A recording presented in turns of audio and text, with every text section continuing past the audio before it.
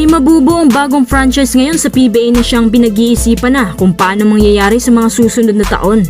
At alam nyo ba kung sino ang mamumuno sa bagong franchise na to? Siya raw ay team manager ngayon ng isang independent team at isa sa pinakabatang milyonaryo sa lahat ng mga business tycoons. Walang iba kundi si Jacob Lau. Noon pa man, kahit nung hindi pa si Coach Delta Pineda ang coach ng Converge, nagkaroon na ng mga hindi pagkakaunawaan. Sa katunayan, muntik na magkawatak-watak ang Converge noon dahil ang tatlong nagmamayari ng Converge hindi magkaunawaan sa mga players na gustong kunin nila. Si Jacob Lau, yung isang team manager doon na gustong kunin ng mga SGA players, habang yung isa naman gusto ng Kapampangan. Kaya kung titingnan mong lineup ng Converge, parang medyo nagkaloko-loko at hindi masyadong balanse. Pero of course, nasa coaching din naman yan.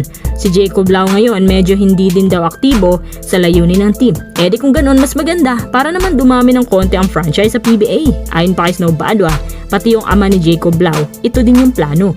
Gusto din daw ni Jacob Lau na kumuha ng mga formidable coaches, players at bubuo sila ng coaching staff na may halong foreign coaches. Gaya ng Converge, gagastos daw sila susubok na maging isang caliber team.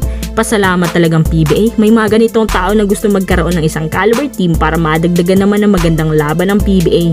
Hindi nakakasawa tingnan, paulit-ulit lang nananalo. Sana naman madaliin na to, kasi kung totoo yung mga sinasabi nila na mangunguha ng good players at coaches, gagastos talaga. Tapos mga SGA players pa ang target, ibig sabihin mapapalaban pa lang ibang teams dyan.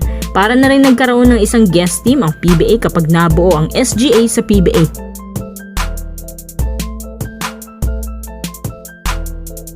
Nga pala, pag-usapan natin konti itong posibleng pag-ban ng PBA kay Calvin Abueva. Sa totoo lang mga kuys, hindi naman nababahala si Calvin kahit iban siya ng PBA dahil si Calvin ay magre-retiro naman na.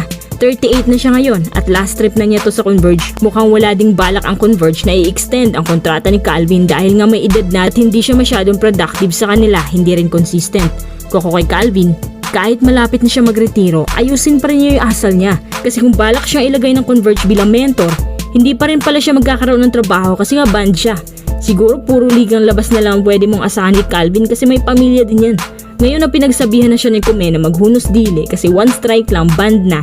Asahan natin na ibababa na rin niya kanyang asal na pangkalye. May nagsasabi din na dapat matagal nang hindi pinabalik si Calvin. Kayo din ba?